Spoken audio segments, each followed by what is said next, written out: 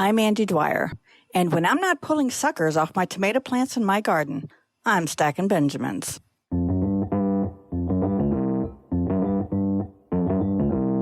Live from Joe's mom's basement, it's the Stacking Benjamin Show.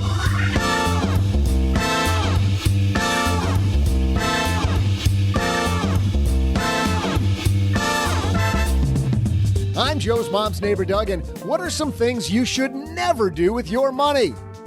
This isn't about what I did in Vegas back in 06, is it? Okay, good deal.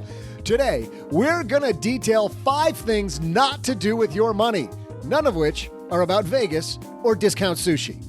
Joe promised. Joining our group of award-winning financial media peeps from financiallyintentional.com and the Nurses on Fire podcast, it's Naseema McElroy.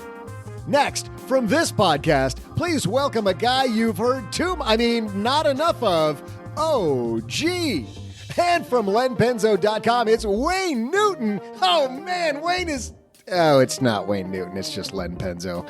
Dankeschön. Anyway, plus, hoping for scholarships for someone you know, Pam Andrews, the scholarship shark, joins us to tackle what you need to know about scholarship hunting this summer. Later, we'll magnify Matt's money, who wants to help his wife transition into business for herself. Oh, that's romantic, Matt. And what might he be missing? And don't worry, I'll get you thinking with my farming-related trivia. And now a guy you should never listen to when it comes to winning board games, it's Joe Saul-Sehy. I never win board games, but I always have a good time playing board games. Hey, everybody. Welcome to Weekend Fun for the Win. I'm Joe Saul-Sehy, Average Joe Money on Twitter. And let me be the first one to welcome you to a fantastic weekend show we have planned. And across the card table from me, we'll start with him. Mr. OG is here. What's happening? You know, I'm ready to podcast. I've got my iced tea lemonade. Iced tea lemonade mix. A little gross. There's only a name for that. if only somebody would come up Have you seen that ESPN commercial where it's obviously Arnold Palmer is what we're talking about. You know, they always bring the famous people in to do the ESPN commercials, and they had him, and he was going through the line of food, and he goes and he grabs his cup and he fills it up with iced tea, and then walks a little bit, and then lemonade, and then comes back, and everybody's kind of confused, and they're watching him. And so then like Scott Van Pelt's next, and he kind of does it, and he takes a sip of it, and he's like, pretty good, and like that's horrible. Made the Arnold Palmer, and Arnold Palmer making an Arnold Palmer. Yeah, that's pretty damn funny. Great, very meta. Yes, absolutely. And a guy who's very meta, deep under Los Angeles in his bunker, Mr. Len Penzo's here. Yes, and if you stop by the bunker, don't ask for any Arnold Palmers because I don't have any Arnold Palmers. You'll get water and MREs, and that's it. And you'll like it. Like it. Do you have at least salt or saltine crackers or something? Those come in your MREs. The big old saltine crackers. Yeah. Perfect. Because, it's funny. We went on an 8-mile hike this last weekend and didn't realize we were going to hike that long until we got there and realized we didn't have any food. But we had 2 packets, Len, 2 packets of Wendy's saltine crackers that we threw in the bag. I'll tell you, when it's mile 5 of your hike and you're malnourished, nothing tastes better than a Wendy's saltine cracker. You always had each other, too, if worst came to worst, Nice. Great. we start looking at that took a morbid turn. Party. That took a morbid turn. The Saul-Sehy party become the next famous. Oh boy! And wondering what she's still doing here after that. We're like, hey, where did Naseema go? All of a sudden, she's like, oh, sorry, Joe. My shortwave stopped working. Miss Naseema McElroy's here. She's back. Hey, so happy to be back, you guys. I was going to take that joke a little bit further by talking about lactating, but we're not going to do that tonight or today. I was going to say, spoken like a true woman who works with babies all the time. Yes. Yes. Now, you were telling us before we hit record that, and for people that don't know what you do, tell them exactly what you do. Well, Professionally, yes, I am a labor and delivery nurse. I've been a labor and delivery nurse for about 12 years. So I help bring life into this world. But I'm also the founder of Financially Intentional and the Nurses on Fire podcast, which I like to do on the side. That is awesome. And I'm so happy you're finally podcasting. What made you decide to finally get in the water? Well, I felt like nurses needed to know about this whole movement. And I feel like nursing is the ultimate hack to financial independence. So I wanted to introduce nurses to the FIRE movement. I thought you were about to say, well, that Stacking Benjamin show is not that good. And I thought, people needed a better show. So there we go. No, I'm trying to be just like you, Joe. So there you go, Naseema. That's why we keep having her back. You also have a book out, by the way. Oh, I do. Actually, yes. It's called Smart Money. It was released in March. So yay, all the things that I wish I would have known about money in my early 20s. That's all she's doing, OG. She just has a blog, a podcast, a book. If I want to delivers babies, in her free time. I feel like and such a two kids, homeschooling, all that stuff. Now she's laying it on. We get it. We're losers. We got it. You win. Hey, Naseema, have you ever hiked 8 miles on a Wendy's saltine cracker? That's all I'm saying. Well, the running joke between me and my friends is that Black people don't hike. So there's the answer to that. there it is. Well, there's our answer. We've got Naseema here. We got Len here. We got OG here. We're about to talk about things one blog says you shouldn't do with your money. But first, did you know with the More Rewards credit card from Navy Federal Credit Union, you can earn 3 times the points at supermarkets, food delivery, and gas, plus 1 point on everything else. So if you're playing the credit card reward game, stackers, and you only do that if you're paying off your credit card every month like you should, well, then you'll see how awesome this is. Your rewards won't expire while your account's open. You can redeem them for cash, for travel, gift cards, and more. Plus, the More Rewards card is contactless. You can make payments quickly and securely with just a tap of your card. Speaking of rewards, you can get a Navy Federal auto loan and reward yourself. See what I did there? With a new car. Applying is easy.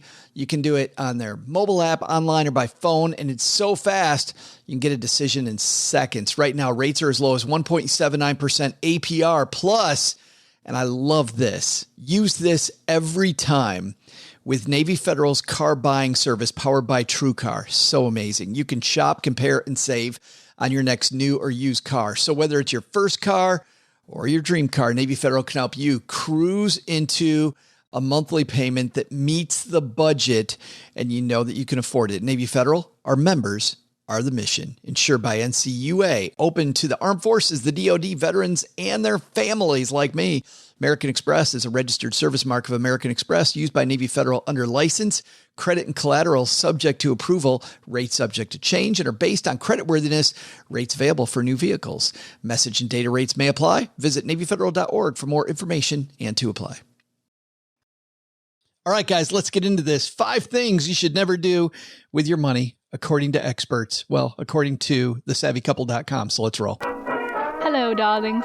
And now it's time for your favorite part of the show, our Stacking Benjamin's headlines. All right, this piece comes to us from thesavvycouple.com. It's called 5 Things You Should Never Do With Your Money, According to Experts. Well, I saw this and I clicked on it because what a great title this is. Things that we should never do with our money. And I always, by the way, worry about whenever anybody says never, Naseema, because of the fact that, I don't know about you, but whenever everybody says you should always do this, you should never do that, like I immediately think there might be some trouble here. You feel the same?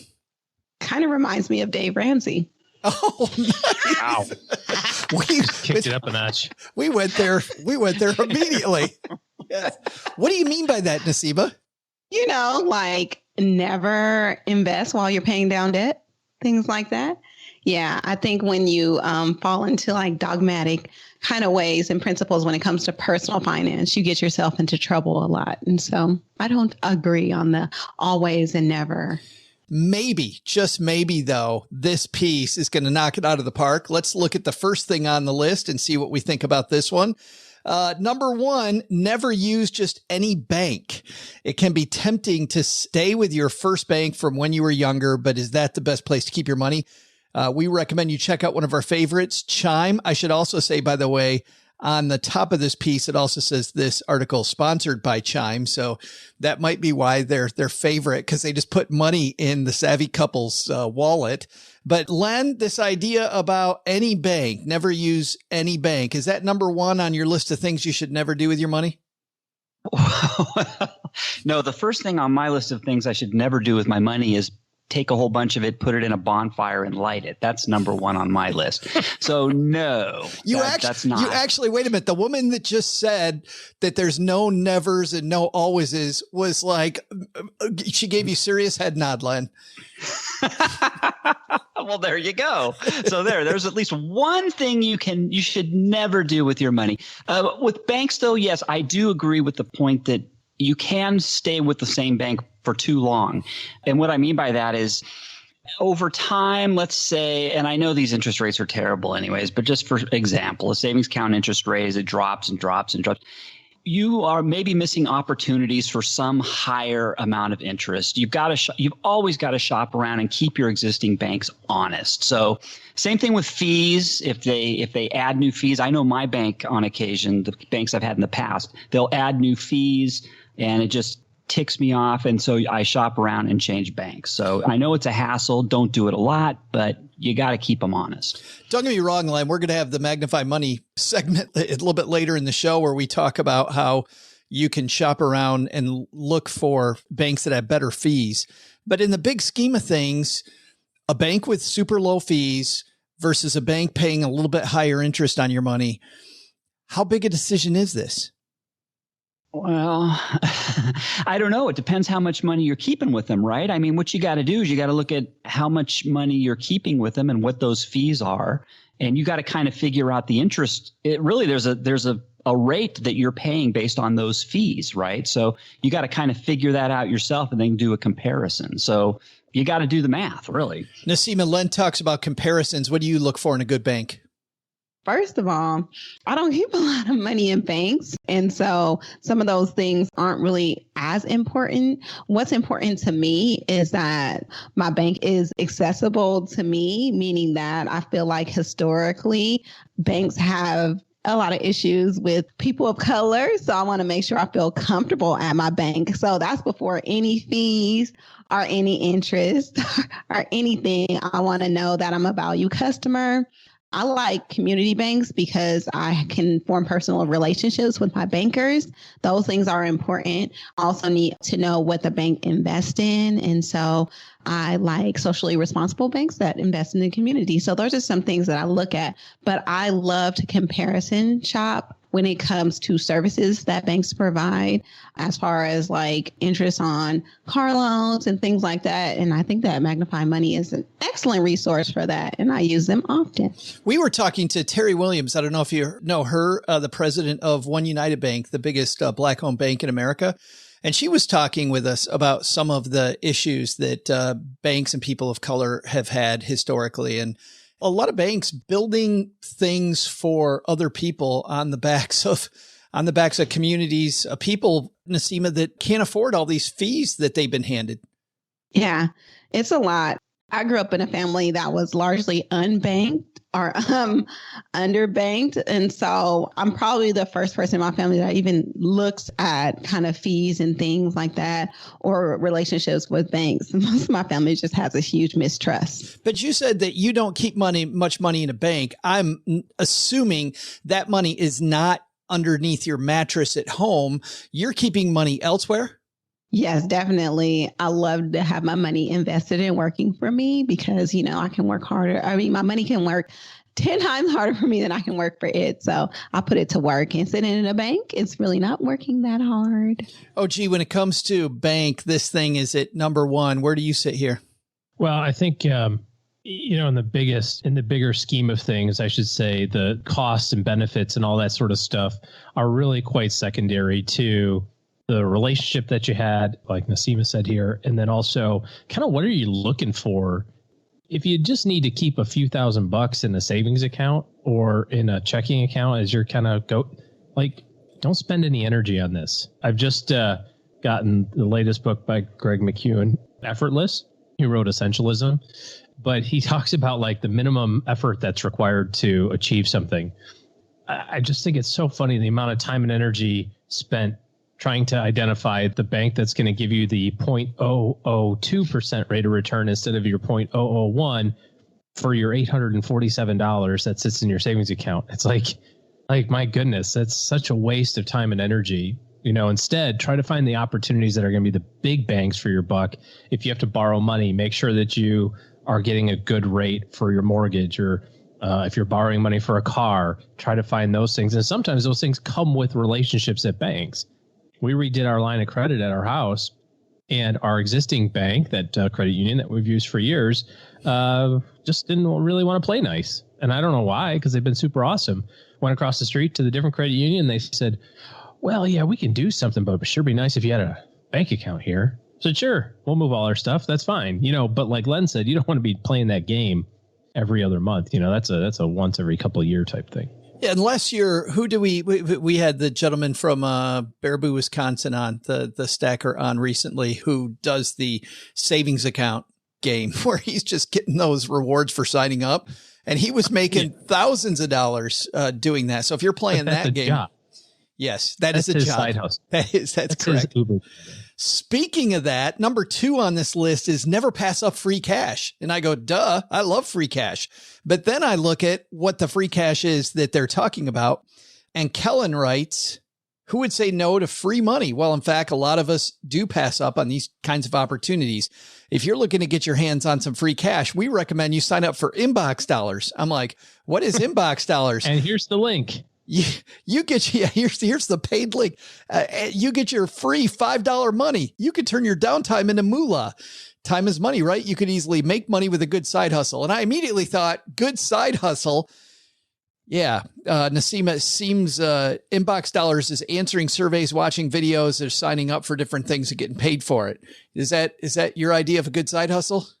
No, definitely not.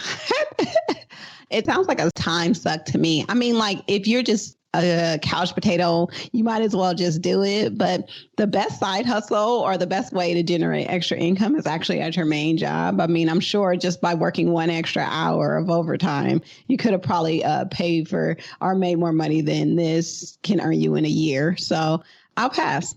You've talked a lot about how you worked hard toward financial independence. Is that how you did it? Working overtime as a nurse and then spending less time, spending less money compared to what you make? Yeah, I just flattened my expenses. The real difference was understanding what was coming in and going out. And I actually didn't, during the time I was like paying off my debt, which is when like I was moving massive amounts of money around.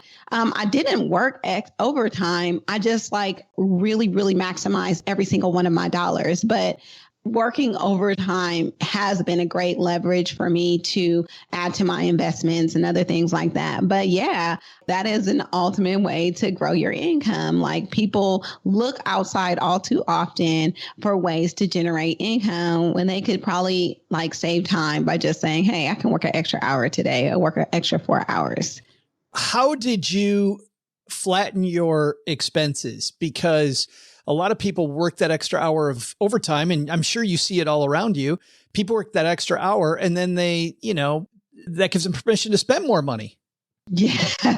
I mean, I had a goal for my money. And so every single one of my dollars had an assignment. So as soon as I knew that I was going to get an extra couple $100, it was already assigned to paying down debt or investing.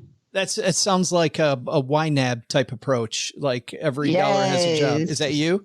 I love YNAB. Yes. Every single one of my dollars has a job. Len, $5 extra. You could give up that train set of yours and make a little money watching videos when you retire. What are you thinking? Here's what I'm thinking. That $5 is probably you're going to regret what you're exchanging for $5 is you're getting on a bajillion mailing lists. That's what the first thing I thought of. It's like, okay, I got $5, but I'm signing up for this thing, Inbox Dollars. And I know you're going on a mailing list and they're going to sell it to 2 friends and they're going to sell your email address to 2 friends. And before you know it, you're going to be inundated with junk.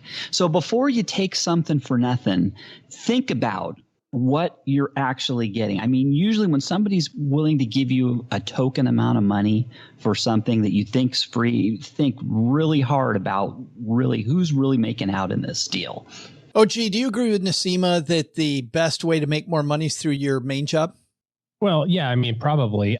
The other way to think about this is you can try to cut your expenses all the way to zero, but it's a lot easier just to make more money. And it doesn't seem like it's easier. That doesn't seem like the logical thing. When we look at our budgets and we look at our cash flow, or if there's times of stress in our life, the first thing that we think of is like, well, I got to cut this thing. We got to stop going out to eat, or I got to cut cable or something. We think of the cutting side of it, but improving the income side of your cash flow statement is a much more enjoyable way of doing it. I mean, it's a little more work for sure, but it's much more enjoyable than canceling, NFL Sunday ticket or something. So I would say, since you're already qualified to do the work that you're doing, especially if you're in a position or in a job where there's other people who do your work, that you have the ability to say, hey, I saw that you're working on Saturday. If you don't want to, let me know and I'll pick that up for you. I mean, my goodness, that's easy money. You're already qualified for it. You don't have to have any training. How many times have we run stories too about the boss wants to give you a raise, but you just haven't asked? And I know also, Naseema, women are more guilty of that than men, right? Women don't want to rock the boat, so they don't ask their boss for a raise. So they end up losing out on a lot of money. Yeah, it's a huge wage gap. But yeah, I think a lot of times people just don't ask. I would say set a reminder on your phone at least once a year to ask for a raise, or look for ways to, like me, I'm a nurse. I can't just ask for a raise because we're on steps, because we're unionized. But I'm like, oh, I probably could advance my step by doing X, Y, and Z. Oh. So I set a reminder because I don't want to leave money on the table. That's fantastic advice. Number 3, Len Penzo, never skip out on $1 million life insurance. Kellen writes here. Life insurance is one of those grown-up topics, he writes, that intimidate us all. We know we need it and it's important, but then put off buying it for far too long. Getting life insurance is one of the best things you can do for your family to make sure they'll be okay even when you're gone. And then, of course, there is a link. I'm sure it is a sponsored affiliate link to a life insurance company. So you can do that. And by the way, I'm just going to stop right here for a second. Bloggers all the time bitch about commission salespeople and how you need a fee-only financial planner. And then they write a piece like this with all kinds of sponsored links where they're getting paid and they don't disclose shit. And it drives me crazy. Really, I should use a fee-only financial planner, but you can fill your thing with commission-based stuff in the article. Come on. Anyway, sorry, rant over. Len, $1 million of life insurance. You going to go pick up $1 million right now? What? Wait a minute, Len, let's go through this. You've kids at home right now, right? One left, one in the nest still. But those kids, your daughter, Nina, needs your money if you pass away, right? She needs an extra $1 million, doesn't she? Well, you know what? I saw this. It's like, why $1 million? I mean, this is like mindless. It's like, okay, $1 million. Yes, let's all get $1 million life insurance policy. You got to think about the amount of coverage you want first off, right? So there's lots of factors here. It's not just everybody get $1 million life insurance policy. A lot of it has to do with how much you earn and what your bills are. The object is to leave, if something happens to you, especially if you're the sole breadwinner, you've got to think about how your family is going to cover life without your income. So I hate rules of thumb. I'm not saying everybody should follow this. It just gives you an idea of what to think about.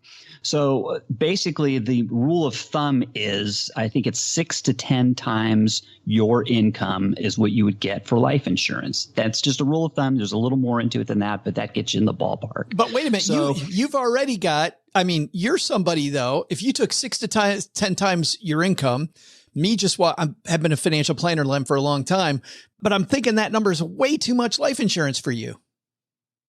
$1 million?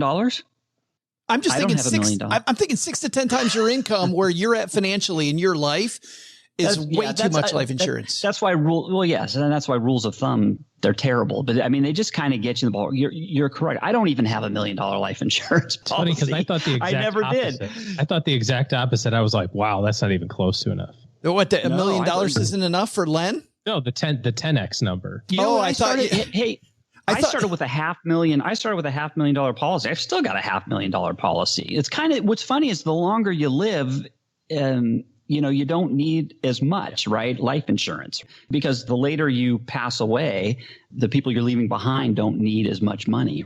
So it think about the big things that you have to take care of if you can't work anymore because you got hit by the mail truck. Most people want to have their house paid off. Uniformly, that's check number 1 that gets written. Can I pay the house off? Check number 2 that gets written is, can I fund the kids' college? And if you're got one left and you've got all the money set aside for 529s already for college, you don't need to do that. You're good. And then the third thing is, can I maintain the standard of living to which I'm accustomed for my family without having to stress about going to find work right away? And if you're used to making $70,000, $80,000 a year, you're probably living on 50 of that. You just do that god awful 4% rule. So you think about the big checks that you're going to write, 4% rule, the cash flow that you need, and you're in the ballpark, like Len said. And maybe that's 10 times, or maybe it's 15 or 8 or 6 or whatever. But as you get closer to financial independence, you start checking off those big boxes. You go, well, the house is already paid off. I don't need to write a big check to Wells Fargo. Right. The college is funded. I don't need to do that. I have enough money in my retirement accounts to sustain my standard of living presently already, even with me living. Therefore, I don't need to sustain a standard of living. So the trickles down pretty quickly. And the kids leave the nest instead of having to worry about 4 kids or 5 kids. Let's say if you have a 5, maybe there's only 2 left. So that's right. So it just kind of works its way. Buy whole life insurance is what Len's saying. $1 million a whole life, as much as you can afford. Got it. And buy it through Len's cousin who sells it. Yeah. And you could buy it by clicking this link. Naseema, did you get really analytical about buying your life insurance? Not analytical. I kind of did use that 10X rule because it was just easy for me. And I have little kids and I live in California. So I'm like, $1 million really isn't a lot of money if something were to happen to me. So I didn't get super analytical, but I made sure that I had enough for what I think would cover. My kids have a long way to go before they're leaving any nest. That's funny, OG. We think about $1 million as a lot, but to Naseema's point, that's not a ton. Yeah, and it also matters the area that you live in. Yeah. Because they're in California, it's a different standard of living than if you live in North Dakota, and that's okay. Or Texarkana. Or I wasn't going to say Texarkana, but Texarkana is like the California of Texas. Actually, it's not. It's the exact opposite of California, Texas. It's like, what? Huh? Number 4 on this list, never let your credit score cost you thousands. Of course, there's a link at the bottom of this one. Oh. Yes. 2, we love Credit Karma there at the bottom. But credit score, never let your credit score cost you thousands, saying keep track of your credit score. Len, how often do you look at your credit score? I don't know. Not often. Maybe, I don't know, once a year. I don't know. My credit's frozen, by the way. I think we've talked about this many times, so I really don't give a darn, be quite honest with you. So, but I think last time I checked it, it was, it was still there. I still have a credit score. You still have one? It was at least 350, somewhere between 350 and 850. It's getting there. No, I'm shooting to get to the 600 club. Oh, geez. That's good. 600 club. That's my goal. Naseema, credit score, how often do you check it? I actually check it often, not as often as I did when I was buying a house, but it's relatively important. I think there's a big focus on credit score in my community versus like making more money. And so I tell people, focus on making more money. Okay. Money is greater than credit to me. So that's just my opinion. But it's funny. Growing up, my credit score was very important to me, and my parents emphasized credit score. And I think that's part of the reason I got into a lot of debt was, not because of the fact that I wanted a lot of debt. It was because I always knew credit was important. Like, credit is important. And then you think through, Naseema, what you're saying, really borrowing money more important than building wealth? Not to me. Yeah, maybe not. Not to me. Number 5 on this list, and I think Joe, just real quick, just one thing where credit score seems to be important is, and I don't rent, but people who rent, don't they check credit scores? So maybe that's one area where it might be important. Well, it's on your automobile insurance. It's on your house insurance accounts now. If you go to rent a car, if you want to use a debit card instead of a credit card, they'll check your credit score for that sort of stuff too. So it probably is more important for younger people just starting out. I think that is a great point. There's a season when you do need to know credit, but I think you need to know how to build wealth as much. And your goal should probably be, how about this? Can we agree on this? Your goal should be to focus on having more money instead of having more open credit lines. I just want to say that a lot of people who are digging themselves out of debt, credit is important because a lot of times they have a lot of high interest debt. And if they can fix their credit, they can kind of leverage lower interest rates to get out of debt faster. So that's another way that credit would matter. But it depends. Like I said, I think like you said, I think it's a younger person's problem or somebody who's like really highly leveraged. Well, and I like that you say that because that's what I thought Kellen was saying at the beginning of this. And I kind of nodded my head as I was reading this. We got to number 4 and I was like, okay, here's one finally that I agree with, because a bad credit score can cost you thousands of dollars if you're digging your way out. But then it ends up being a Credit Karma commercial. So, which number 5 on here is don't miss out on $200 plus in free stocks. I'm like, well. And of course, there's a link to, of all the brokerage accounts, Robinhood, because Robinhood never Robinhood. Keep it in the hood. Robinhood never lies to you, Naseema. I don't know if you know that. Robinhood never lies to their users and hasn't gotten in trouble for that at all. No place I'd rather not put money than Robinhood.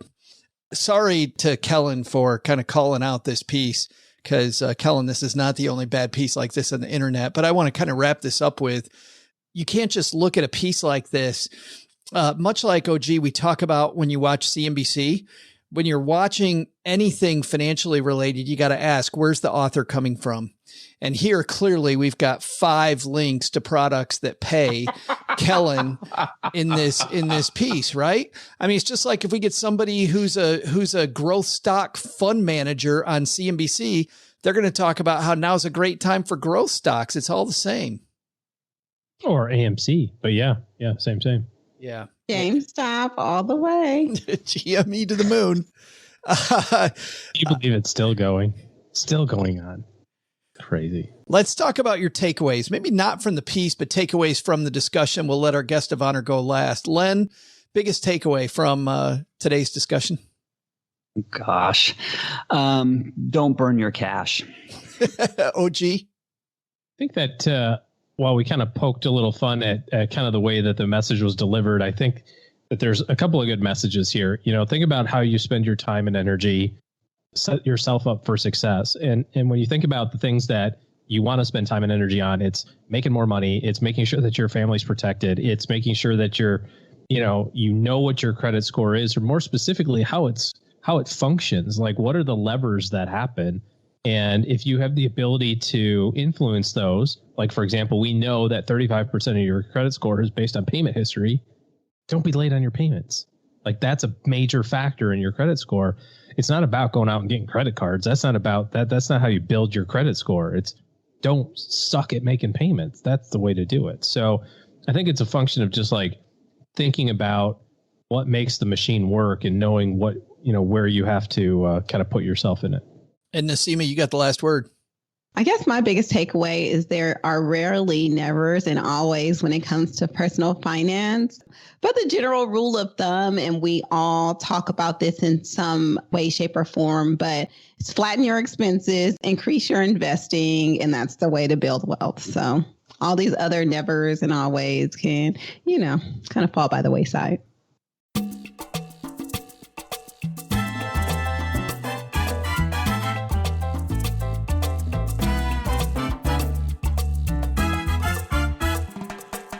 Hey guys, you know what time it is? It is unofficially summertime. And for most of you, that means time for a well-deserved rest for students. But gather your students around the listening device because you know what? Whether you've got somebody who's in college now, headed to college, might want to go to college in the future, Pam Andrews is here. She is the scholarship shark, and there's a lot of stuff going on coming up in July. We want to give you as much information as possible. And at the same time, our scholarship mastery course is opening back up. I know a bunch of you are on the waiting list, waiting for it to open, and we're super excited. to get a new class going and working on scholarships with Pam. So here she is with as much scholarship info as we can fit in the next 15 minutes. Pam Andrews coming down to the basement.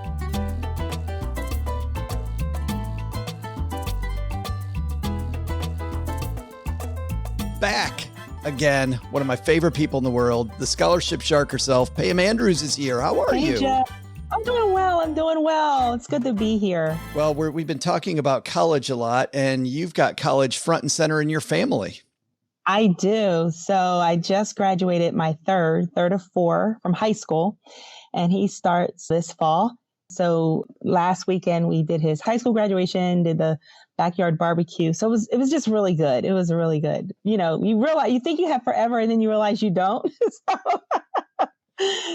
So that's where we are. Well, that's why I love this program too, because it was a wake up call for me, man. All of a sudden I'm like, whoa, I'm a planner, Pam. And there was some stuff that I should have planned earlier. And you go, man, even if people are listening to this and you got kids in elementary school, start the college plan early. Absolutely. Planning is critical because the thing about it, the time progresses. We see that, as parents, we see our kids are going to move through stages, whether we are prepared for it or not. So planning and understanding like what the next steps are very important, especially in the college admissions process. There are certain things that happen, whether you know them or not, whether you're prepared for them or not.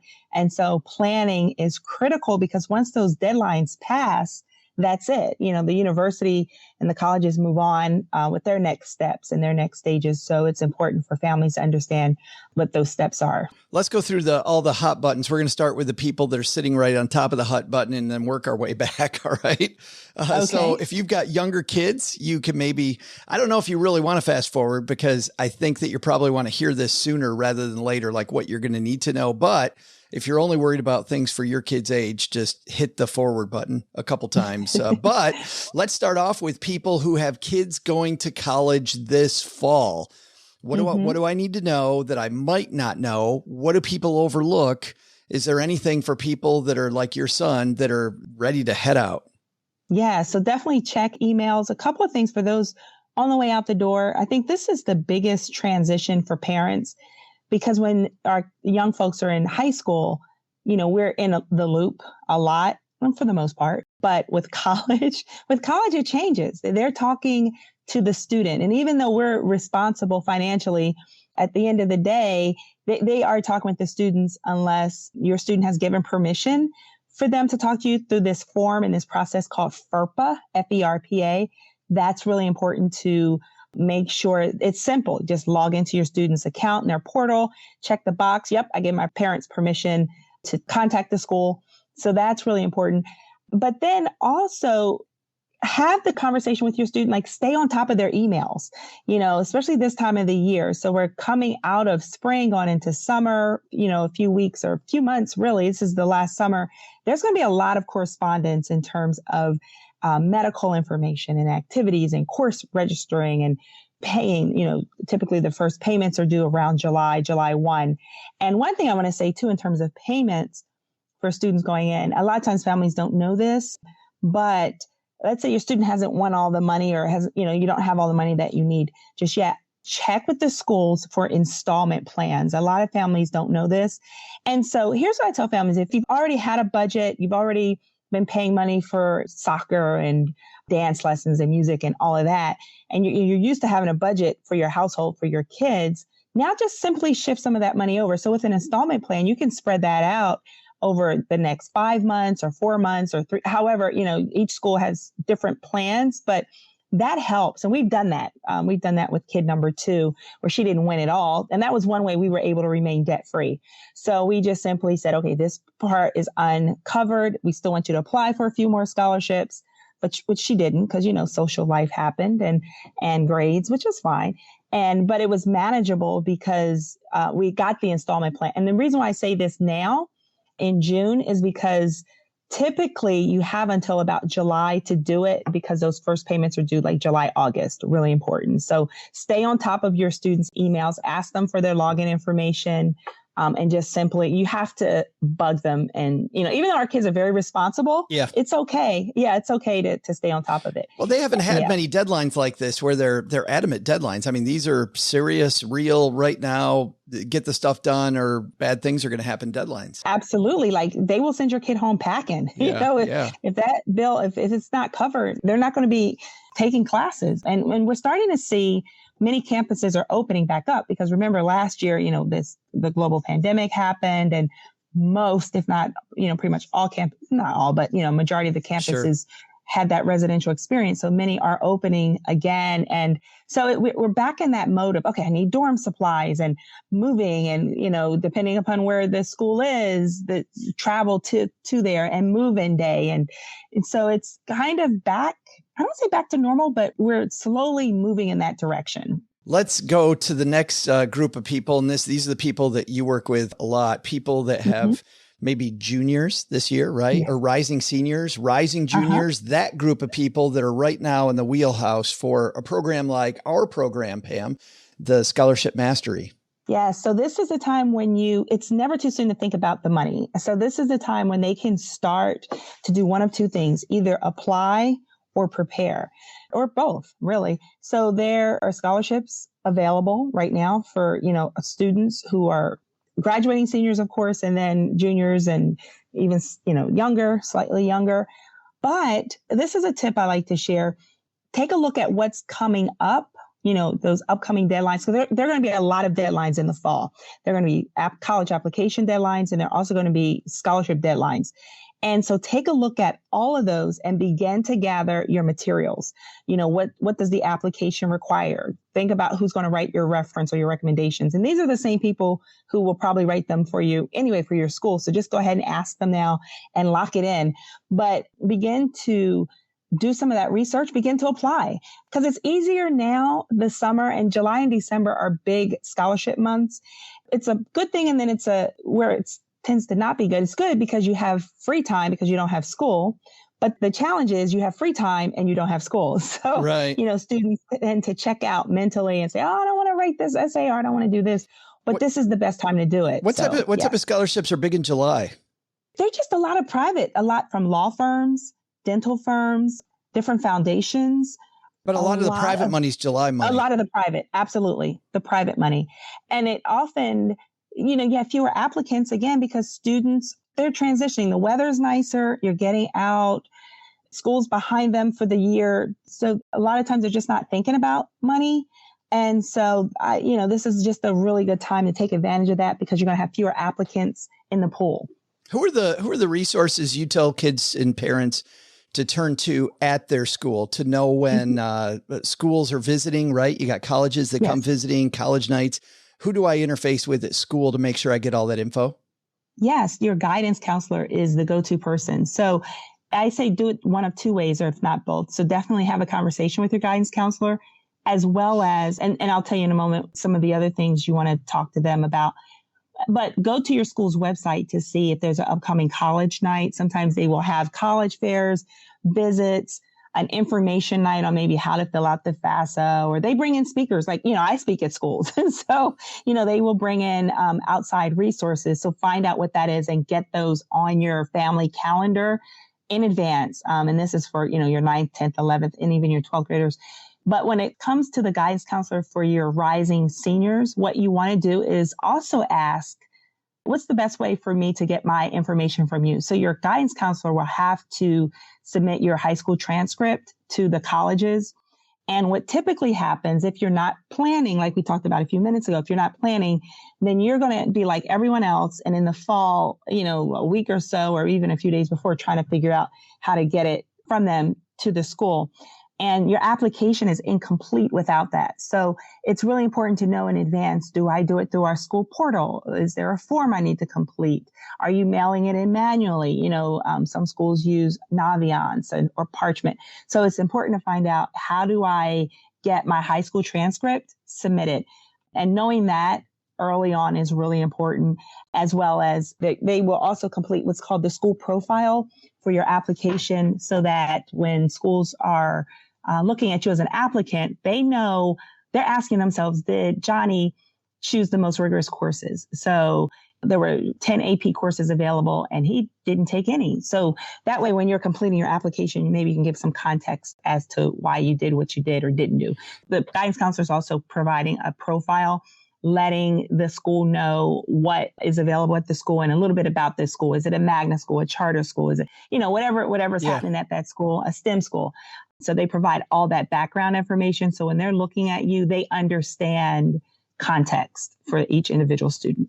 I'm wondering about telling your counselor. I mean, guidance counselors think everybody wants student aid, right? Everybody's looking for scholarships, but it seems like that might be something you should vocalize, because they're on top of local scholarships and there's lots of kids.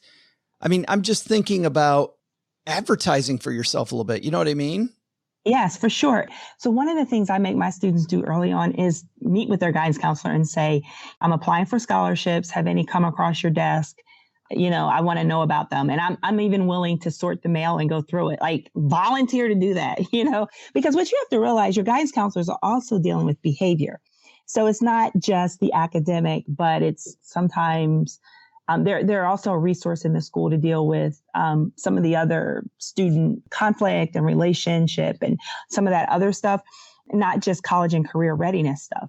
And we're talking one to many, depending on the size of your school. I mean, it could be several hundred students. So at the end of the day, it's your responsibility. And I know it sounds harsh, but at the end of the day, you're responsible for finding the information and for taking those next steps. Although there are people available to help, your guidance counselor has the information and will get some of that information. It's up to you to get it. Some are great. I've seen some, they will email their students and tell them about it, and some simply don't. And we had two at the same school. The first guidance counselor my twins had, Pam, was absolutely horrible.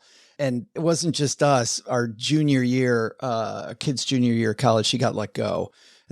She was that bad. The woman that they had after her was phenomenal. And we knew everything. I felt like I went from a desert of information where I just felt like there was nothing going on to suddenly there were events all the time. Turns out there were events going on all the time. I just didn't know it because we were relying on a guidance counselor and we should have. So I love that advice. Yeah, for sure. Yeah. And I think that's a part of the preparation phase. I think parents aren't prepared for that. They think, well, this is their job. This is what they do. But it's important for you to follow up and follow through to make sure you get what you need for your young person. So really important. Going to the next hot button. These are kids that are already in school. And I suppose this is even hotter than who we just talked about, people looking for scholarships for the future, people looking now. You and I have talked in the past that lots of people think that if I get past my freshman year and I didn't get any financial aid, I'm not going to get any. And that just isn't true. Not true at all. So here's what should happen. So you shift, and I mean, you, the student, you shift from your high school senior year working solely with admissions, like getting in, and then, you transition into financial aid a little bit. But once you step foot on campus, there's still scholarships available. And now I feel like your opportunities have opened up a little bit more because you can check with your department. So it's important to build a relationship with maybe the front desk person. Sometimes it's a student worker, sometimes, the admin person in your department because they're scholarships to your department. Talk to financial aid again, just like in high school, you're talking to your guidance counselor. Build a relationship with your financial aid officer. Really important. And a lot of students don't do that until they're in trouble and they're trying to figure things out. So do that, be proactive and do that on the front end, as well as check with professional organizations. So students tend not to think 2 or 3 steps ahead. So when you're in college, it's simply preparation for your career. And so if you are an engineering student, what are the national engineering organizations or associations? Or if you're an art student, or if you're a nursing major, whatever. So find out what those are. And a lot of them have student chapters as well as scholarships available. So that's really important because they know you're moving in this direction and they want to fund future nurses and future teachers. And so it's thinking a little bit differently than just where you've searched before. So you can still continue to search and, where you've searched before for scholarships, but it really does open up more and build relationships with your professors. You'd be surprised. There are sometimes And I think students don't realize this, but there's sometimes scholarships and opportunities where they're selected, they're either peer selected or selected by the faculty. They're voting on it and they're making decisions. And I've seen this happen many times. So it's really important you have a favorite professor, you do well your first semester, freshman year, go back to them, ask, hey, I would love to be a TA, a teacher's assistant to maybe grade papers or check in with your students. Do you have any TA? Like build a relationship. And then you can say, hey, do you know of any scholarships available or paid internship opportunities? So it's just creative ways to get the money, and you're building your resume at the same time and that relationship, which is really important as well. It's so much different than high school. I remember being in college and realizing that relationships with my professors were so important. And I don't know, it was thinking about life less like a high school growing child nearly at adulthood to a very young adult. Like the relationship changed immensely. And I was pretty intimidated by my professors. I remember thinking my first couple years of hearing that advice and being very afraid. And then later on in college, thinking, heck, I really need to get to know these people. And because of the fact that, I don't know, it went away from just grades to learning. Like I really wanted to learn the stuff, and these people held the keys to teaching me about this stuff. And maybe that's the good part of taking 7 years to get through college, because you're paying your own way through. Joe finally grew up a little bit, but that relationship with the professor is super important. My daughter was one of those people too, Pam, that also received scholarships her junior and senior year because of the fact that, because she was close to the faculty. She was close to a couple of her professors. Yeah. Last up, people with younger kids. Let's talk about freshmen in high school all the way down through, 7, 8, 6, 5, anything we should be doing? Yeah, I say start the conversations early. When you're in the van driving, when you're sitting at the dinner table, just begin to talk to them about their future. Of course, save financially, begin to, on the practical side, invest and, begin to prepare financially. But exposure in so many creative ways, especially as the country begins to open up again and campuses open. If there's a sports team, and we did this, we had our local sports team that we enjoyed. So we would go to the games because they're fun. They're just fun family activities, or theater or art, but just having your kids on campuses and talking with them about their future. And then on another very practical side, get those grades up and keep those grades up. So if you're struggling in an area, don't be afraid to get help. Get a tutor, get some help, reach out to your teachers. Because here's what a lot of students don't realize or think about. They don't think about early on. When you apply for college in your senior year, so first semester, in the beginning of your senior year, schools are looking at the first 3 years of your grade. So they're looking at your 9th, 10th, and 11th grade years. So what you do, your 9th grade year is critical. It's really important. So I tell students, you want to start off well. You want to, it's like an airplane kind of taking off. So you got the runway and then you want to take off. You really want to make sure that you are doing very well. And if you're finding you're struggling, get the help and get it early. So that's in terms of academics. But then in terms of extracurriculars, I would say get involved. On the younger side, I have what I tell my students: learn, serve, lead. I created that kind of concept. So you want to learn something and get involved in it, and then serve in it. So, let's say you love chess. And so you learn chess, you're part of the chess club, and then you get involved in the chess club.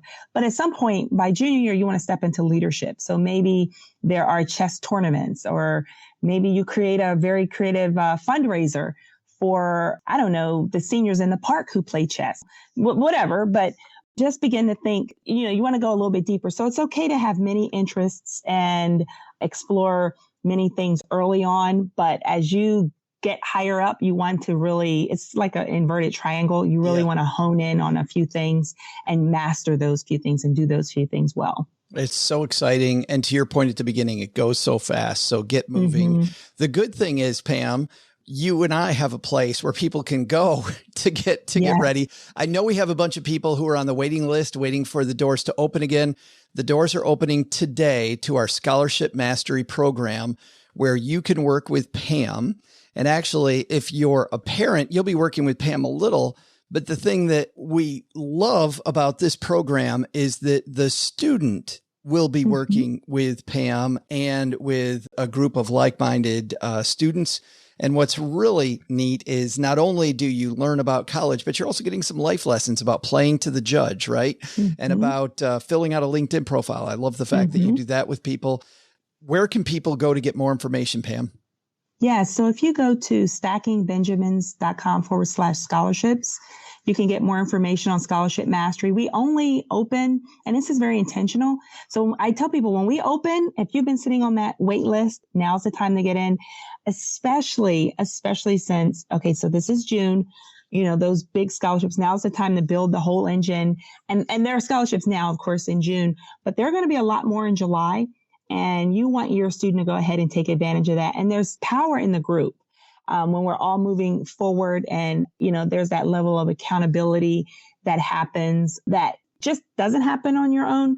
So yeah, that's one of the benefits of being in the group and working through this process together to find, apply, and win scholarships. So definitely just go to stackingbenjamins.com/scholarships. And I'm so happy that we're able to open the doors again and get on it, people. I mean, you don't want to delay because the July money will be gone before we know it. And actually before we know it, it'll be September, which is horrifying to me.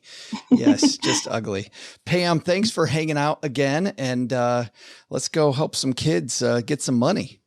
For sure. Thanks for having me, Joe. This is great. Hey there, stackers. It's your bestest pal, Joe's mom's neighbor, Doug. And, did you know that today is National Corn on the Cob Day? What a great holiday. I mean, corn is great. You can eat it in so many ways. Like, either grilled on the cob or boiled on the cob. And then heck, there's creamed corn. And what better way is there to watch a movie than with a big old bucket of popcorn on the cob? It can be done. Turns out, if I did a genealogy test, I wouldn't be surprised to see that I'm probably like 1/3 Western European and 2/3 some cornfield out in Kansas. Hey, here's a mind-blowing activity suggestion. Listen to the band Corn while you eat corn. I know, makes my head hurt too. With all that flexibility, it's no surprise to either you or me that corn just so happens to be big money in the U.S. I mean, like big money in the United States. In fact, it's the most valuable crop in the U.S. of A. So today, the trivia question is, how much money is corn worth to the U.S. economy? I'll be back with your answer faster than you can figure out a corny joke I could have said here, but totally held back on. Yeah, you're welcome. All right, if you're new to this show, we are having a year-long competition between our 3 regular contributors, OG, Len, and Paula Pant from Afford Anything. And Paula has the day off. So Naseema, you are Paula Pant today. Congratulations. There is some good news and some bad news, though, Naseema, and we'll start off with the good news. The good news is you're going to get to guess last. But the reason is because Paula is in last. So Paula has 6, Len has 7, and OG has 9. So that's the way we're stacked up currently. OG, you're going to lead the way. How much money does corn add to the U.S. economy? So we're thinking of this in like GDP, the output of corn in the United States? Yes. The amount of money that corn, so you take all the corn sales, corn jobs. What does corn do? Corn jobs. Corny. It's a corny way to do stuff. All right. So I think that the U.S. economy is 20 trillion GDP. Because is that about what our debt is? I remember somebody saying that the debt number, the GDP number are very similar. So let's say 20 trillion, probably rounding up. Corn, as Doug alluded to, is super profitable. There's like supercomputers, and you can't leave out wheat and the snap pea population, and goodness. I'm going to say that the corn industry is a $825 billion industry in the United States. $825 billion. Len? Oh my gosh. I don't know. $825 billion. So this is, you weren't talking to everything related to corn, right? You're not just talking about the crop itself. It's the entire industry, including jobs, Len. Okay. Well, then here's what I'll say. I mean, gosh, if the GDP is 20 trillion, which I actually think it's a little more than that, but 20 trillion. So OG, you're saying basically that corn is 5% of the America's GDP. I think that's too much. So I'm going to say, I won't Chelsea Brennan you, but I'll say 800 billion. So you don't think it's that much different? All right. No, you know what? I'll play. You know what? I'm in the spirit of, I'm going to say half of 500 billion. 500 billion. 500 billion. Yes. A little more than half. All right. Yeah, I give OG some breathing room there. Sounds collegial. I don't know what the hell happened. How did you guys become friends? When did this love fest start? I have no idea. This is supposed to be a cutthroat competition. Naseema, you've got 825 billion and 500 billion. What are you thinking? I'm going to shoot way low so that I can get everything in between. I'm going to say 60 billion. $60 billion for Naseema. That is way, way lower. You're thinking they're too much corn. Way too much. Could be. Naseema could be right. Well, here's the deal. We'd love to tell you who's right, but we don't play it that way. We're going to be right back with that. Well, running a small business, as you may know, like I do, it is super fun, but it can also be very tough. And when it's time to get a loan, it can feel impossible to find the lender that you actually trust. Big banks say no. The internet, well, that's full of sketchy offers with sky-high rates and fine print you can barely read. Whether you need help covering payroll, managing cash flow, or investing in growth, you deserve better. And that's why I recommend the small business marketplace Fundera, which is powered by NerdWallet. It's a free, easy-to-use platform. It lets you compare real financing offers from trusted lenders, and it's all in one place. And what I like is that you don't need perfect credit to get started. There's no spam. There's no bait and switch. Just personalized options that fit your business needs. Nothing I like better than a place that treats me the way that they would want to be treated. Using Fundera is a super way to quickly compare options and make your best funding move the way any great business owner would. Here's the best part, though. For a limited time, when you visit nerdwallet.com/SB and fill out the no obligation form, you're going to get VIP treatment and talk with a real person who knows all the ins and outs of small business lending. And you can tell them specifically what you're looking for.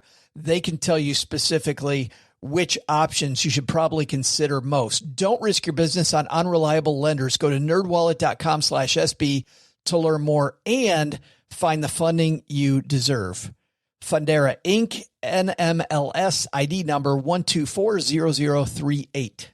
Well, there's nothing that relieves stress more when you have had a long day, you are completely fried, and you're thinking to yourself, maybe I'll just go out to dinner. But then you think about all those calories, all that money out of your wallet, and then you realize that you can eat healthy because you found Factor. Factor is ready in 2 minutes. Factor shops, preps, cooks, and delivers straight to your door, so you have more time for everything you love this spring, and you don't have to worry about eating healthy and going outside your budget because you've got the food sitting there in the fridge that you had pre-planned. What is Factor? Well, Factor has meals built around your goals, whether that's weight loss, overall nutrition, more protein, or GLP-1 support for strength and workout recovery. Check out Factor's Muscle Pro collection. Every meal's crafted with functional ingredients, lean proteins, colorful veggies, whole foods, and healthy fats. Factor bans 175 plus ingredients. No artificial colors or sweeteners, no high fructose corn syrup, no refined seed oils, just nutrient-dense foods. It's fresh, never frozen, over 100 rotating weekly meals, including globally inspired flavors like Mediterranean and Asian, so there's always something new to look forward to. I use Factor. I think you're going to love it too. Head to factormeals.com/SB50 off, stackers, and use code SB50OFF, and you're going to get 50% off and free daily greens per box with new subscriptions only while supplies last until 9/27/2026. OG 825. They both think that you are high, my friend. Well, it's kind of a tough thing when you start adding in like tractors and people and stuff. I don't know where to draw the line, but I wasn't talking about your guests. They think you're high. For the record. Oh, I see. Len, Not allowed. You're 500 billion. You're pretty sure OG is up in the stratosphere. Well, I mean, right? I mean, what's the U.S. GDP? Is it 20 trillion? I thought it was like closer to, if it's the national debt's 30 trillion. And if those two are equal, I can't remember if they are. If it's 25 trillion, I mean, gosh, that's a trillions, that's a lot. That's a lot of America's GDP is just based on corn. So I don't know. Maybe it is. Well, that's how you feel, you versus OG. What about you versus Naseema with her all the way down at 60 billion? You feeling good? Well, let's put it this way. I feel better. I think I've got this one. This Oh, there it is. That's what we're looking for. Naseema, you don't let a smack talk bother you? You feeling good? You know what? My brain doesn't think in a trillion. So, I'm just kind of keep it within the range that I can understand. I'm feeling all right. What's a trillion or two between friends, Naseema? Come on. Doug, what's the answer to this question? Hey, Stackers, it's me, Joe's mom's neighbor, Doug. All this talk of corn actually reminds me of the first summer job I had, picking corn in our neighbor's garden. Things were going great until the neighbor caught me chowing down on the crop instead of picking it. What can I say? I called it profit sharing, but they called it stealing. Difference of opinion. I had to pay $1 a bushel I ate, and I seriously had some flossing issues to deal with back then, which reminds me, we got to deliver today's trivia answer. Corn is a big business in the United States, so how much is it worth to the economy? In 2020, the production value of corn for grain amounted to around $61.04 billion. Now that's a lot of corn. Turns out I'm not the only fan of this holiday. You know what? I might go pop some popcorn to celebrate. Why not? Popcorn all around. See ya.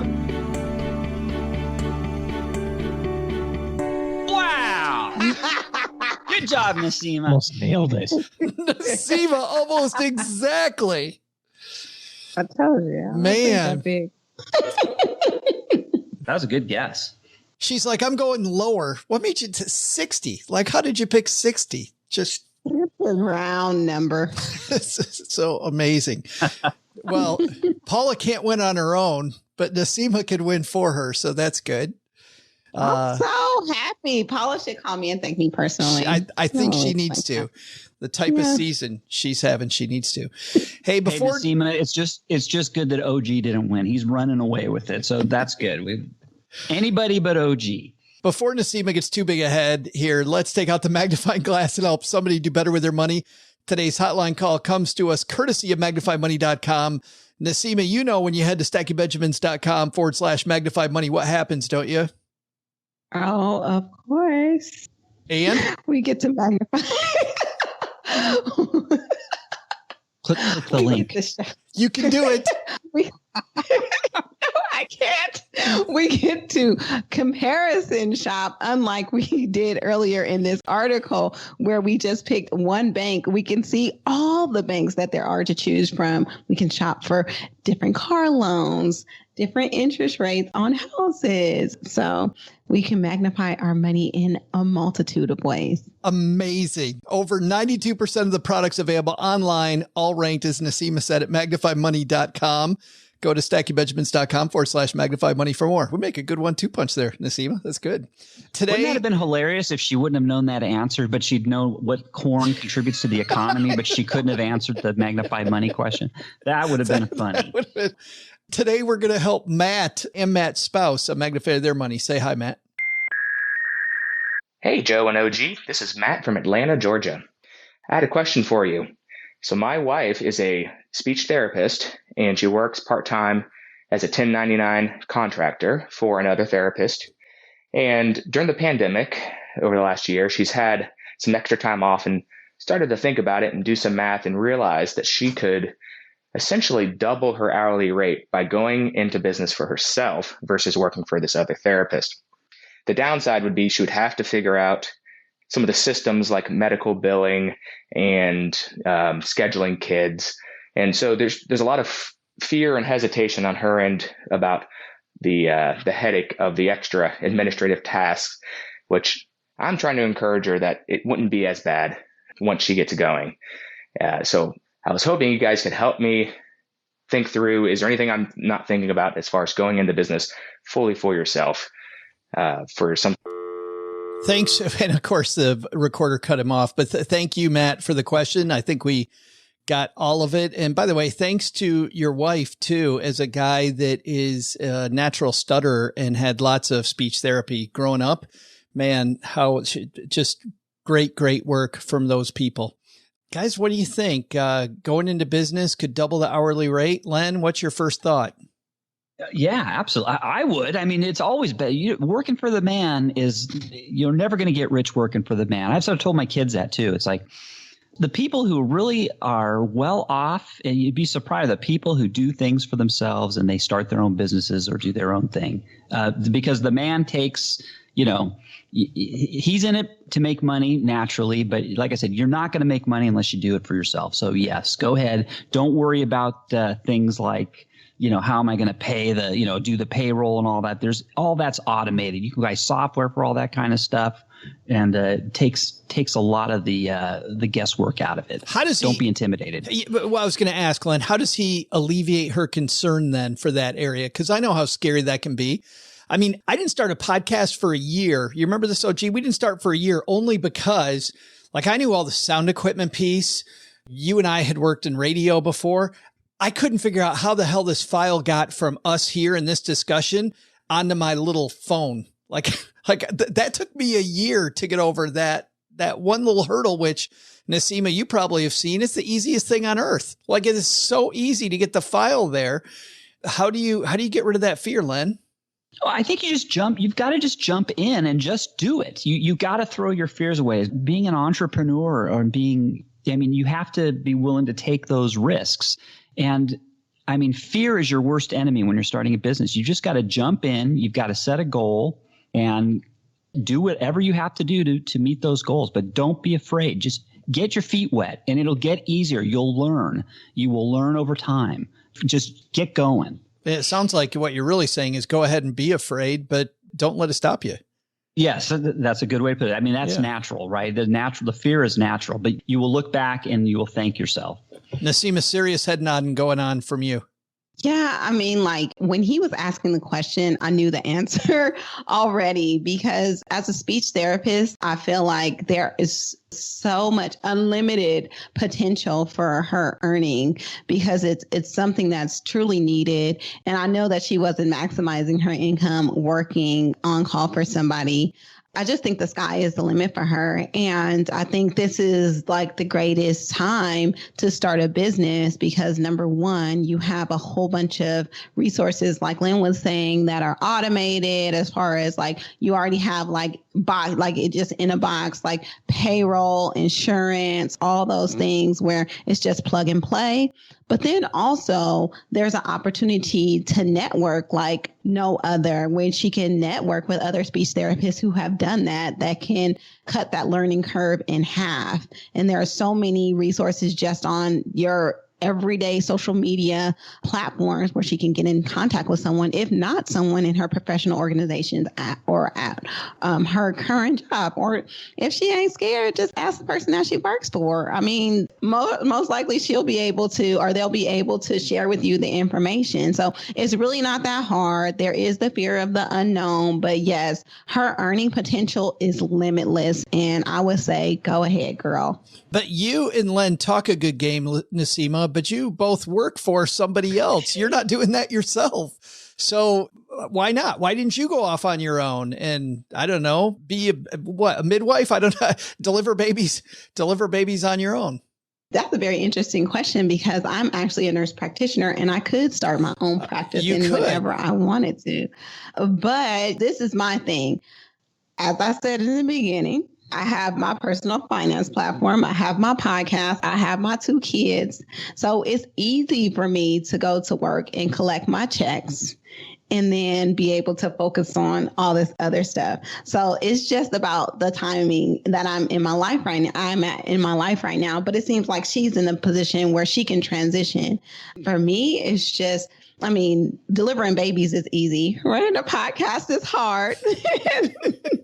So I would say the exact opposite, but hey, Joe, I want to answer your question too. Is why I'm not. When you're going to do it, it's always more convenient to do it when you're younger and before you've got a family and before you've got, when you can take those risks and the impacts of those risks are a lot less. For me, obviously, I was working for the man. I got a job and then I got married and I had kids. And before you know it, the risk of going out on my own and leaving, to me, it being as risk averse as I am, I decided it wasn't worth it for me. It was the trade-off was I was happy where I was making good money and I liked the bennies and I was willing to stick with working with the man. That didn't preclude me, though, from going off and if I wanted to, finding side hustles. Right. And then once I retire here, I can always start working with not worrying about conflicts of interest. I can go into my field and if I wanted to and work that way and start an engineering business that way.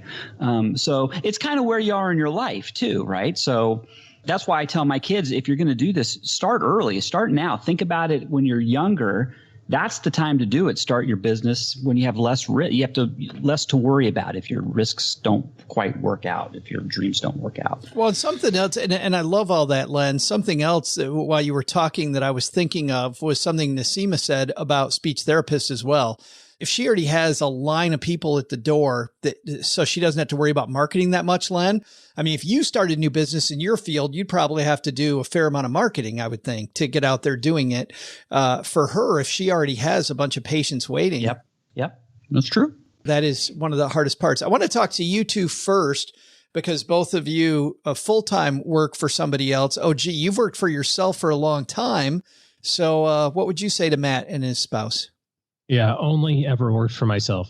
Never had a W-2 job. So I don't know what that's like to get a W-2 paycheck. Is it cool? Like every week you get the same check and it's so cool.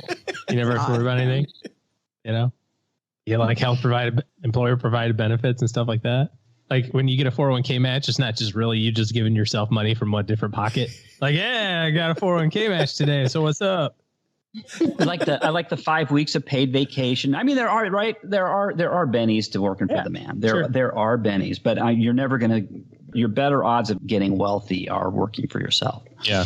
The only caution and both of you have already said everything that needs to be said on this. The only thing that I would add to it is make sure that you're not just trying to get a better job, because a lot of times, and this is talked about extensively in the E-Myth, which is a great entrepreneurial book. And before you walk out of your door and tell your boss to shove it, you got to read this book and probably the second book too, which is kind of sort of an offshoot of the first one, kind of rehashing the same thing, but it's, like vitamin C. You just lose it after a bit of time. In fact, there is a book specifically, the E-Myth for Physicians, which is a smaller book, but specifically about how physicians will set up a practice the wrong way. So recommend that one too. The whole concept behind this is that at the end of the day, just be sure that you actually want to be a business owner, an entrepreneur, the CEO of a company. You want to do that stuff and not just you want to go make more money doing your job. Because if you just want to go make more money doing your job, you could probably, like we talked about earlier, ask for a pay raise or find a competitor in town and try to get a pay raise from them, and have all that security associated with the job. But if you do start your own business, recognize that there's more to it. You have to be good at that. And then you also have to be good at the other stuff. And it's not just, it's not, I don't say it to scare you off from it because it's not a big deal, but it is a whole different thing, running payroll and insurance and stuff. We go, it's an app. You can download it. Yeah, it is. But you still have to do it. And you still have to you still have to work through that. That's just a different thing that you do. there's a lot of benefits to it.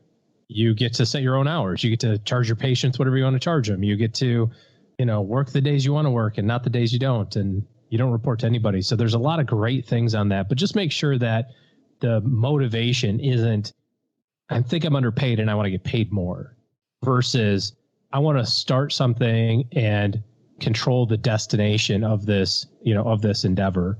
And if that's the case, then I think it's great to be an entrepreneur. There's no better calling and no better work to do than to take your thing that you do and put it out there for the universe and help other people with it. So I'd say go for it also. Just make sure you're going for it for the right reasons. Thanks for the question, Matt, and good luck to the two of you. If you've got a question like Matt had, head to stackingbenjamins.com/voicemail, and we're happy to have the team answer your question as well. And we'd love to hear a follow-up, find out, Matt, what she decides to do. That would be really interesting to hear when she goes into business for herself. Love to know. That's going to do it for today, everybody. Let's find out what's happening where you all live and work. And OG, we'll start with you, man. Big plans this weekend? As a matter of fact, yes. We are going to the beach on Saturday. Show off. So see you later. Call me at 555-1212. That's my new phone number. And I'm the guy that's face down in the sand. It's very sunburned because he had way too many beers for breakfast. Ouch. That sounds like fun for the first part of that experience, but not the rest. We'll have our guest of honor go last. Mr. Penzo, what's going on at lenpenzo.com? Hey, with the inflation raging, I cover this week gold and silver benchmarks for wages and commodities. It's really remarkable when you measure things in terms of gold and silver. The prices stay remarkably stable. So we look at the minimum wage going all the way back to the Greek times. We look at the price of commodities and what they cost back in 2,000, 3,000 years ago versus what they cost today. And it's just remarkable how when you measure them in gold or silver, the prices are almost identical. Almost like Bitcoin, really. Everything just stays kind of flat. Well, no, that's apples and oranges. That's what that is. like an apple and a kumquat. Yeah, an apple and a piece of lumber. I got no idea. Yeah, there you go. Even better. Right. Naseema, it was so awesome having you back. It was about time you came back to the basement and partied with us. Yes, I'm so honored. And I was just thinking, when I was here last time, I was very pregnant. And I think I had my daughter like a couple days after we filmed the show. And she is 2.5 years old now. Has it been a while? No way. Really? Yes. That is so sad. That is so sad. We got to have you back on way sooner than that again. Way sooner than that. But tell everybody about the podcast, because last time we talked about the blog, you had not been blogging that long, I think, when you were here last time. And so let's talk about Nurses on Fire. So does that mean, flames stuff? Or yeah, I mean, just imagine a nurse running down the hallway with their hair on fire. That's what I do. That's pretty much me every night at work. But again, it's a podcast that introduces nurses to the FIRE movement, which is financial independence to retire early. I share stories of nurses who have achieved FIRE or nurses who are on the pathway to FIRE, or various ways where you can increase your income as a nurse. Because like I said, I think nursing is the ultimate hack to financial independence, because we can most of the time write our own checks, and there's limitless possibilities for us as nurses. We have awesome benefits like 457s and all these kind of crazy things that we can optimize for early retirement. So I am there at Nurses on Fire, but I am also, promoting my new book, Smart Money, for all you guys out there that don't want to make the same mistakes as me financially. I wrote a book, and it's just written, by this simple girl from West Oakland that explains money in a way that I can understand, because I'm not as smart as these gentlemen on the stage, but are in the basement. I don't know about that. But I have I have made a lot of money mistakes, and so I share my lessons that I've learned along the way. So Smart Money is out and in bookstores or on Amazon right now. Awesome. And we will link to it. And it's a walk through the basics, right? I mean, walk through all those things that seem at first not very sexy, but the stuff that people really need to know. Yep, exactly. Yeah, we'll link to it in our show notes and to the podcast and the blog.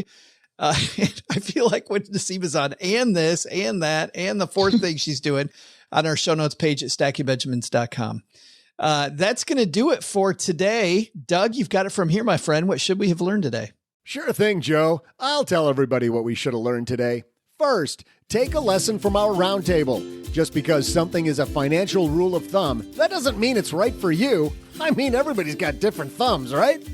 Second, looking for scholarships? Maybe teaching your child life lessons that will spill over into the real world is a better way to attack the high cost of education. But the big lesson? Don't mention popcorn until Joe, OG, Len, and Naseema aren't listening. These leeches want me to send them some corn. Make your own corn.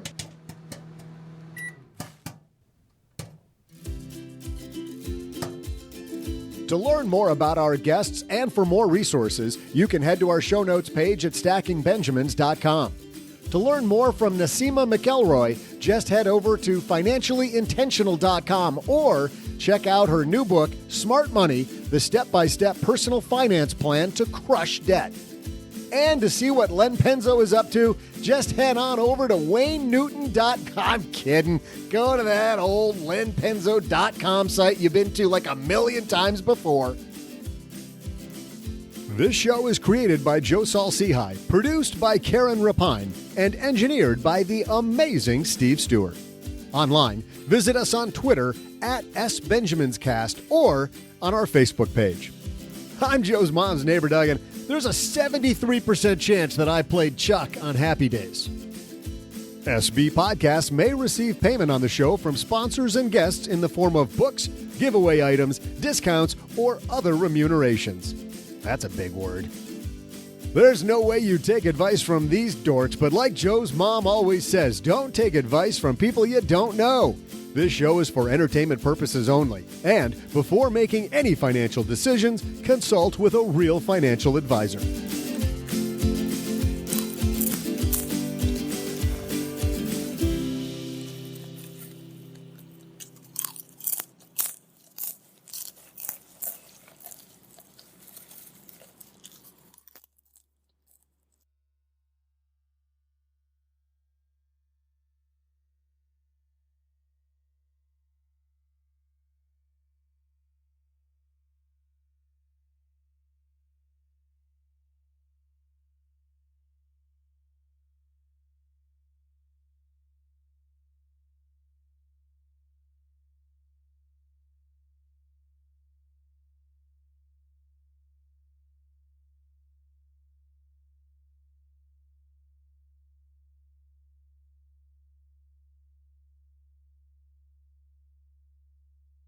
So, Naseema, how many babies have you delivered so far? Oh, my God. Have you kept track? Do you keep track? No, I try to do like averages, and the last time I counted is over 1,000. Oh, my gosh.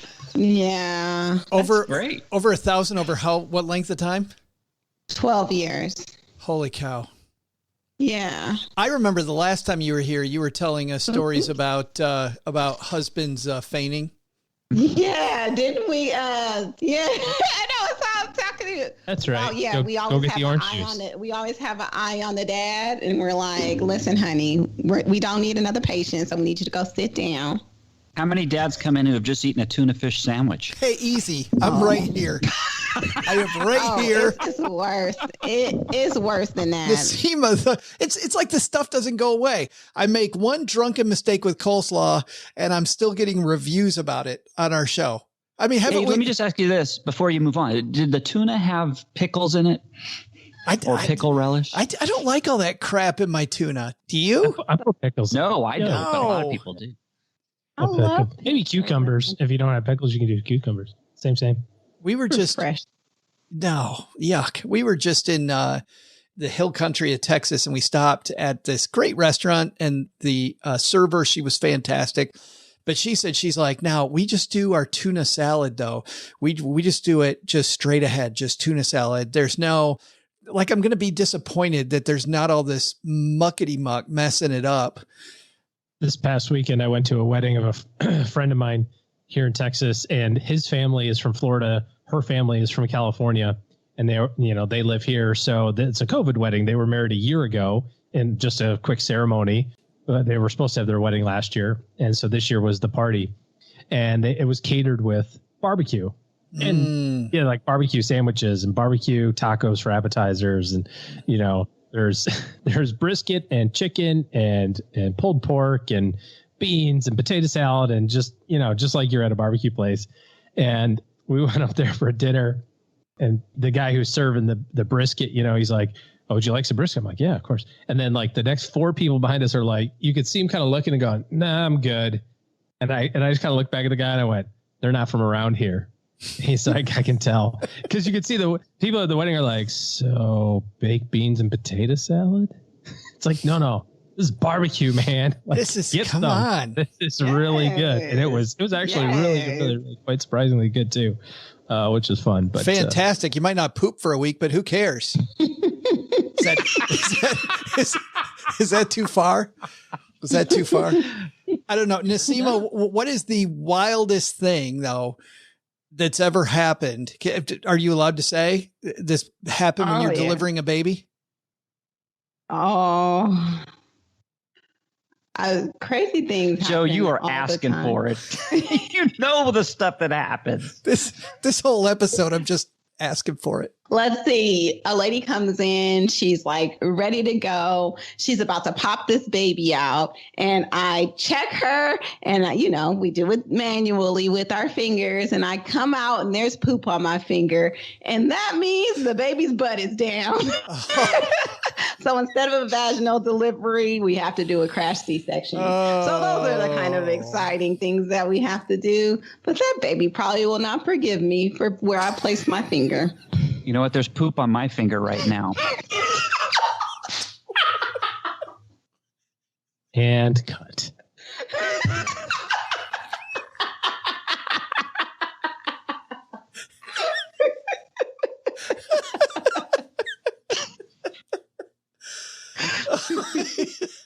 I didn't see that coming.